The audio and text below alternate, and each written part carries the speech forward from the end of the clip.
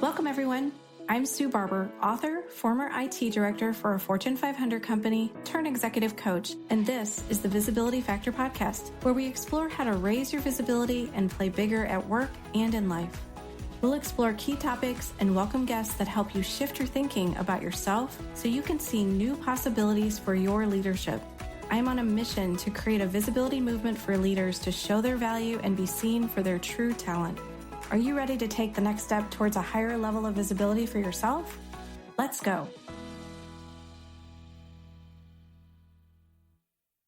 Welcome back to the Visibility Factor podcast. This is Sue Barber, your host. I've been very focused on getting my new workbook finished and ready for publication in about a month. I've been doing some workshops and speaking, and I thought it might be helpful to share some of those ideas with you to give you a little peek under the tent of what's in the workbook and what's really resonating with people right now. Is it possible that everything you've been told about becoming visible and influential is wrong? And the secret to standing out in your career isn't changing who you are, but amplifying the very traits that make you unique. The premise of the workbook is that you don't have to change who you are. You might just have to change some of the words that you're using or how you're phrasing things to people so that they can hear you and really see you for the unique gifts that you have. And I found that a lot of people tend to dismiss the things that they're good at, and they take those things for granted. So what if you could go from unnoticed to influential without compromising who you are? Wouldn't that be amazing? Wouldn't that be something that you'd want for yourself? I think most people would.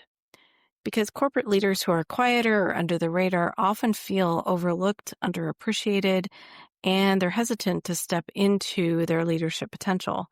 These leaders feel like it's hard to really demonstrate their presence and show their value in the workplace. So in this world that we live in today, everything is very fast-paced. Everybody's busy.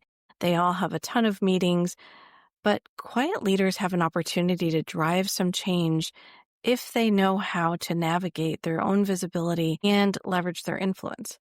So I want to talk today about some ways that you can break through that noise, step into your own power, and start making the impact that you deserve. So let's talk about what might be holding you back if you feel like this is a challenge for you. Because there are so many leaders who struggle with visibility, imposter syndrome, self-doubt, influence, and they struggle with networking. All of those things were things I also struggled with. And I hear it from people in my workshops when I speak to groups and companies. They all have very common roadblocks that keep them stuck. And in the background, despite having all of these amazing skills and talents and other people telling them that they're doing great, if they don't believe it for themselves, they won't change. They won't start to do anything bigger. So as a high achiever, let's just go through some of the basic things that usually hold people back and see if any of them resonate for you. Lack of visibility. So quiet leaders often feel invisible, even when they're doing their very best. Their ideas, their achievements, and efforts might go unnoticed. Imposter syndrome, doubting your own abilities, even when you've earned your place. You've got a place at the table. You're a director or a VP or whatever role you have. You have that role, but if you don't believe that you belong there, you will sabotage it. And that happens a lot to people because they have trouble connecting where they are versus their title. So if you can get to a place of starting to recognize that you belong there and accept it, it will allow you to really accept the leadership role that you have with much more confidence. Low self-confidence. So not believing in your own value prevents you from stepping up, and it leads to missed opportunities. You might say no to something that someone offers you, like speaking at a conference or leading a program or project, because you feel like you're just not ready for that yet. You might struggle to build influence in the workplace. And it's not just about getting the job done, right? There are things that you need to do to influence to get the job done, but it's also about building relationships and letting other people in to see who you are so they know what you can do. I remember many times where a mentor of mine would say, hey, you should go meet with so-and-so. And I thought, why on earth would they want to hear from me? What is it that I would possibly have to share with them that they would want to hear? And so she had to help me understand that we all have a lot of things to offer to people. We tend to put them on pedestals and think that we are beneath them and that there's no possible way that they would want to hear anything from us. Instead of seeing ourselves as an equal and recognizing the fact that we have a lot of things to offer too. You might have experiences or connections or understanding of how to do something that they need for their team. Don't dismiss the things that you have to offer because they're valuable. Fear of networking, definitely one of my top ones. Many leaders struggle with just putting themselves out there and advocating for their own success. These challenges happen to everybody at different times in their career, but here's the good news. These can be overcome. The right strategies, the right tools, mindset shifts, understanding how to position things more strategically. And so I created frameworks and things that I wanted people to be able to use that are very actionable so that they can start to try some of these actions out and see how they work. Sometimes I think people just need to know that it's possible to do more than they believe that they can do right now. And that means sometimes giving your belief to someone else. If you're a leader of people, helping them believe in themselves can take them a long way into moving forward faster. Because the first step to becoming a more visible leader is recognizing that you already have the power. You just need the right tools to step into that power and own it. And I've seen people do this repeatedly. The things that we do in coaching, the ideas that we have, how to position things have helped them move forward so much faster. And they're just so excited when these things work and they start to see themselves differently, and then other people start to see them differently.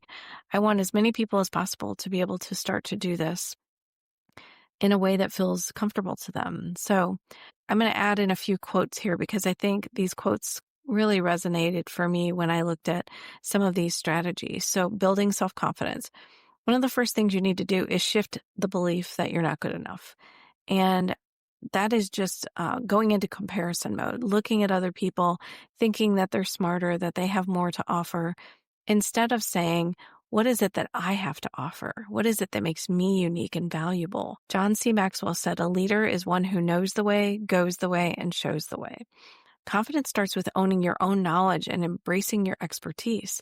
Because when you start showing up as a leader, others start to see you as the leader that you really have the opportunity to be. And that just means trying some things out, getting a little uncomfortable, believing in yourself and trusting that you know the right things to do. The next one is raising your visibility. It means that you're leveraging more of the contributions that you can make and being strategic about it. Oprah Winfrey once said, you become what you believe. I love that quote. You become what you believe. So if you believe that you belong at the table, you'll sit at the table. You'll start to show up. You'll start to be confident when you speak. You'll start to do things that are out of your comfort zone because you know it's something that's going to help you succeed. Start with small steps. They don't have to be big, right? Sharing your ideas, taking the lead in meetings, stepping up when there's an opportunity to contribute something, offering to help, sharing a fact in a meeting, asking a question. These are small things that might be uncomfortable for you, but all you need is just a few seconds to try something. Just see what happens. I think we build up the moment so much bigger in our heads than it actually is. Let go of the worry that someone might judge or criticize you. What if they actually are happy to hear what you're sharing? What if they're excited? What if what you have to share is exactly what the organization needs? Embracing your unique leadership style. There's no one size fits all in leadership, I promise. There's so many articles about the different types of leaders and different types of styles, and everybody seems to have opinions about what are the right characteristics that a leader has to have.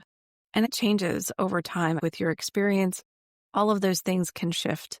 But I want quiet leaders to know that they can thrive too. You don't have to be an extrovert. You don't have to be the one speaking up in every meeting. But think about the things that you do share and can they be impactful? Simon Sinek, who's a leadership expert, says, leadership is not about being in charge. It's about taking care of those in your charge. So if you're leading a team, you're leading a project, are you doing the right things to help them grow, to help yourself grow? So embrace your style, whatever that is, whatever you value, whatever your priorities are.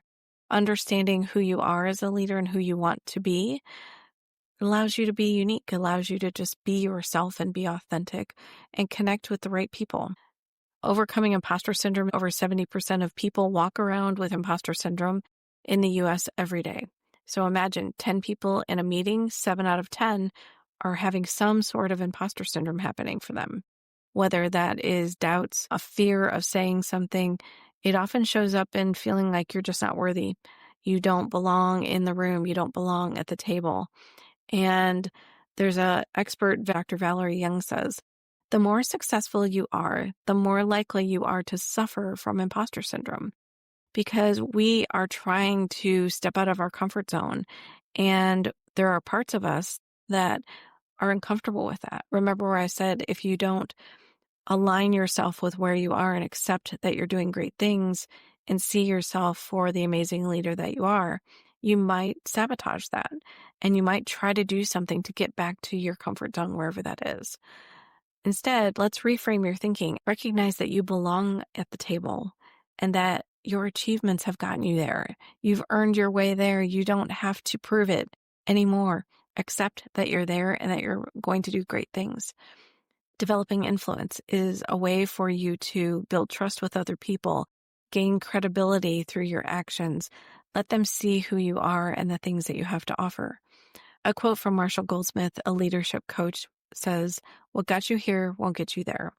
And that's the name of his book that I first read when I became a leader of teams. It really helped me understand that I could no longer be the doer anymore.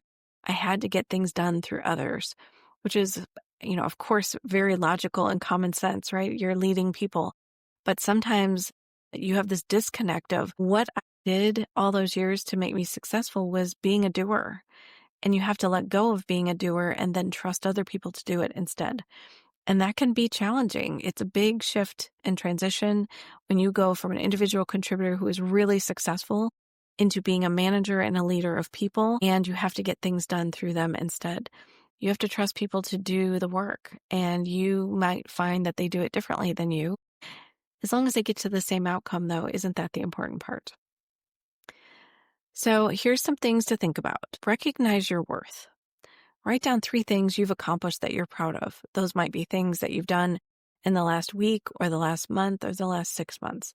What are those things that you've done that are valuable, that have made a difference and an impact in your company or for your team? Speak up and start contributing to meetings. Even if it's small, comments or questions count, because we want your voice to be out there. We want people to hear from you. You can use examples like these. Can you share more about that? Or are there other options we should consider? Something that allows you to get your voice out there. What are the things that make you unique? Your strengths, the things that you do well, the things that other people tell you do well. They might be other experiences, industry knowledge. You might have a specific skill set for your organization that you leverage. Whatever those things are, start to pay attention to them. Let's identify at least 3 that you could say are very unique for you. Embracing visibility. I really hope with all the things that I share in this podcast that you're starting to recognize that there are opportunities for you to stand out and be seen. And you don't have to do anything extra. You can be in the meetings you're already in. You can be in the conversations you're already having. All we need to do is start to have you change your language and start to position the messaging that you want people to hear about you. You get to share that with other people, and then they'll hear it from you and start to see you differently. The challenge is that we tend to hide and play small and don't share anything. So what happens then? People will create their own narrative about you. They'll create their own stories. So wouldn't it be better if you had your story out there first?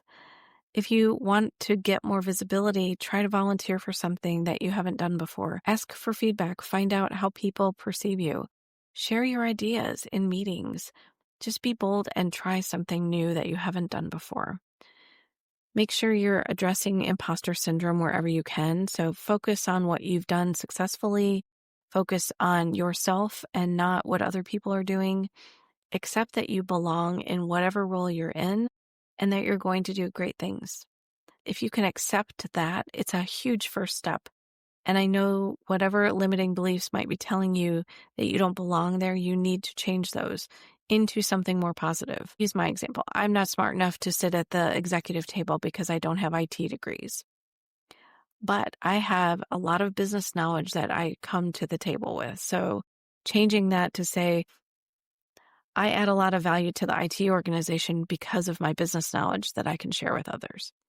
It's a whole different mindset, right? Now I belong at the table because of something that I bring. So the key is when you are trying to transform your leadership, it's not changing everything about you.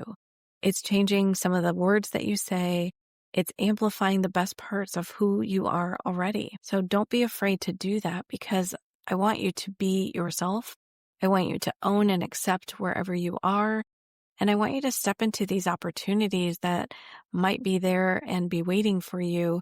And it might be just a little bit of fear holding you back.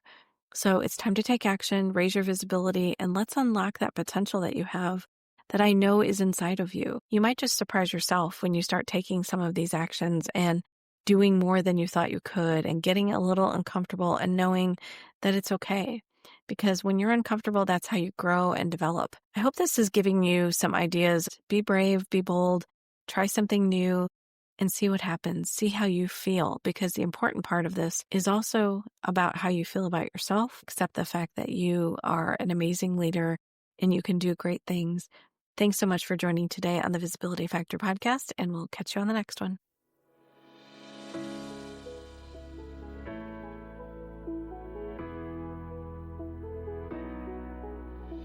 Thanks so much for listening to the Visibility Factor podcast.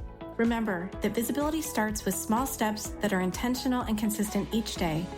Be bold, be visible, be the leader you were meant to be. Find us and subscribe on Apple Podcasts, Spotify, and wherever else you listen to podcasts. Follow us on all of our social media platforms, which are highlighted in the show notes. Thank you for listening, and we'll see you next time on the Visibility Factor podcast.